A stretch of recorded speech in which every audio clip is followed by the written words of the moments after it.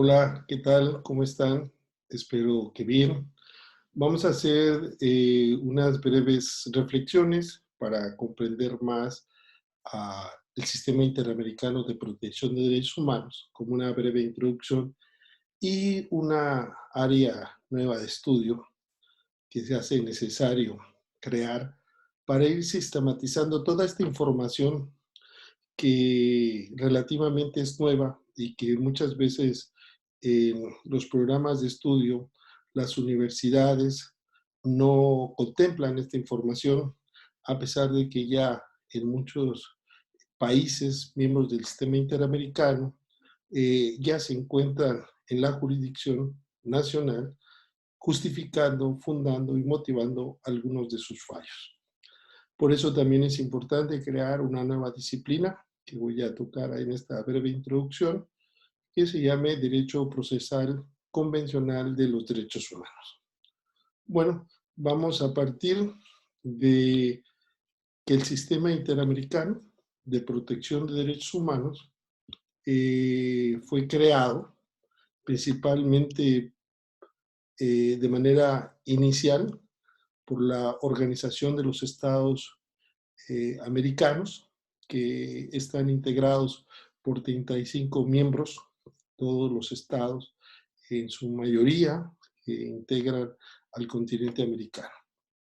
Esta organización creó dos instituciones importantes, que son la Comisión Interamericana primeramente y después la Corte Interamericana.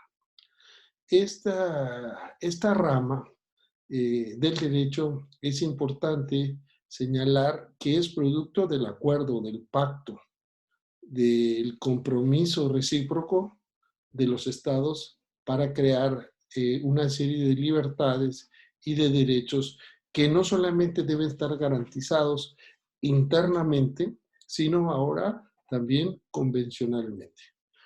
Aquí aparecen los estados que se han adherido a la convención actualmente podríamos decir son 23 naciones. Trinidad y Tobago fue la primera que denunció, es decir, que se separó de la obligatoriedad de la convención y posteriormente en el 2013 Venezuela.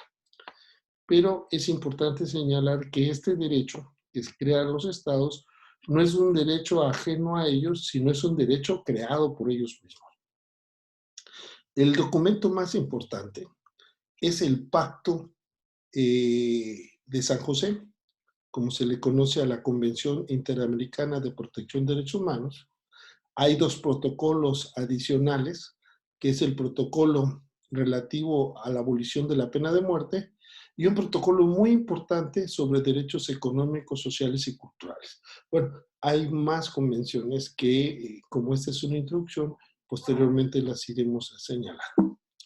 Ahora, aquí lo interesante en esta introducción es establecer que la convención, una vez que fue adoptada, ¿no? Esto fue el 22 de noviembre, como aparece en la lámina, de 1969. Para que nos demos una idea, es cuando el hombre supuestamente llegó a la luna y entra en vigencia posteriormente hasta 1978. Es importante para comprender a la convención analizarla desde dos puntos de vista. Uno es la parte sustantiva, como todas las constituciones, su parte dogmática, donde se establecen un catálogo de derechos y libertades que los estados partes se obligan a observar dentro de su jurisdicción. Y aquí viene la parte más importante para esta primera introducción, que es la parte orgánica, donde se crean instituciones especiales, específicas, para supervisar el cumplimiento de esos derechos y libertades. Y establecen diferentes sistemas de control convencional. Y no solamente eso, sino crean procedimientos. Y esos procedimientos están regulados tanto en la convención como en los reglamentos y también en los estatutos de cada uno de estos órganos convencionales. A mí se me hizo importante desde el 2015, en un libro que editó Primera Instancia, aquí está un ejemplar, de establecer una definición importante, porque muchos hablan de derecho convencional o de derecho procesal convencional, pero no se ha hecho un concepto, una definición, puesto que no se ha aterrizado en analizar jurídicamente este campo. Y lo he definido como el principio de reglas, directrices que regulan los mecanismos jurisdiccionales convencionales con el objeto y fin de garantizar la eficacia de los derechos humanos para todos los habitantes, pactados como obligatorios entre los estados que conforman un sistema de protección regional. En este caso sería el sistema regional de protección de derechos humanos en América. Una cuestión, ya que vamos sistematizando la información, es establecer tres grandes grupos o tres áreas para comprender el sistema interamericano. Uno es el llamado Corpus Juris Latinoamericano, que está integrado por todas las disposiciones, los principios, las normas en los textos que los estados forman parte. Otra de ellas es la creación de estos órganos convencionales, en este caso la Corte y la Comisión. Y hay algo bien importante que no agregué, pero que habría que considerarlo desde el momento en que estas normas son obligatorias para todos los estados parte y los jueces principalmente son autoridades, los jueces nacionales, autoridades que tienen la obligación de oficio de hacer cumplir a través del control de convencionalidad estas normas contempladas en el Corpus Juris Latinoamericano y además en las interpretaciones que hace la Corte de los mismos. En ese sentido, son jueces interamericanos, todos los jueces nacionales. Y desde luego, una vez planteados los derechos, una vez planteado quién va a cuidar esos derechos, surge quiénes son las partes. Y en ese sentido es trascendente decir que el sistema interamericano, igual que los otros sistemas regionales, han establecido al ser humano como sujeto de derecho internacional. Por eso es bien importante inclusive hacer una nueva definición de derecho internacional, porque ya no es un derecho entre los estados, sino que el elemento más importante ahora, el centro más importante, es el ser humano. ¿Quién puede acudir a estos miembros convencionales para exigir el cumplimiento de las disposiciones, principios o directrices establecidas en el Corpus Juris Latinoamericano? La Comisión Interamericana de Derechos Humanos es un organismo principal y autónomo de la OEA, que surge con la carta de la misma, de la OEA. Y desde luego se fortalece de manera radical, podríamos decirlo, en la Convención Interamericana de Derechos Humanos, cuando también se crea la Corte Interamericana. Está integrada por 7 miembros independientes que desempeñan de manera personal el encargo. Las facultades en términos generales previstas en la misma convención, en el artículo 41, habla de sus funciones. Generalmente todas, en síntesis podríamos decir, tratan de proteger, de garantizar y reparar cuando existe una violación a derechos humanos a las víctimas. En el punto F es muy importante señalarlo porque es el tema principal en esta primera exposición respecto al sistema de peticiones y comunicaciones.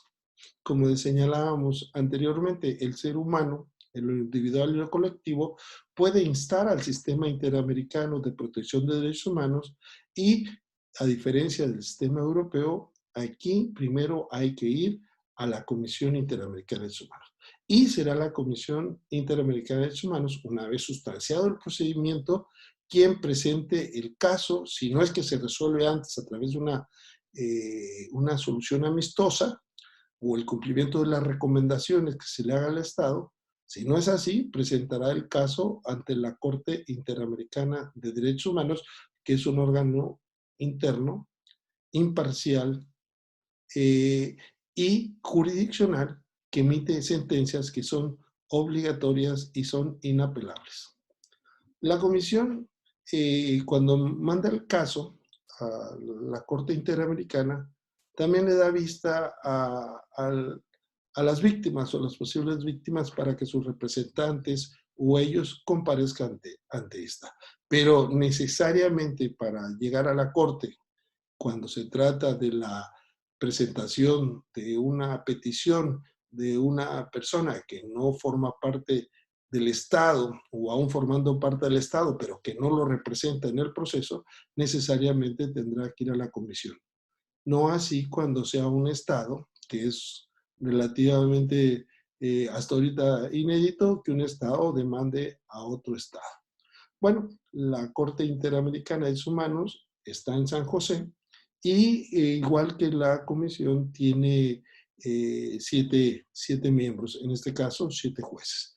Tiene dos funciones principales, que es la función que es consultiva, en este sentido puede la comisión o los estados miembros hacerle una consulta, el resultado de esa consulta, que será en determinado momento un criterio jurisprudencial que se discute todavía si es obligatorio o no los resultados de las consultas. Sin embargo, consideramos que debe de ser desde el punto de vista preventivo obligatorio para todos los estados partes.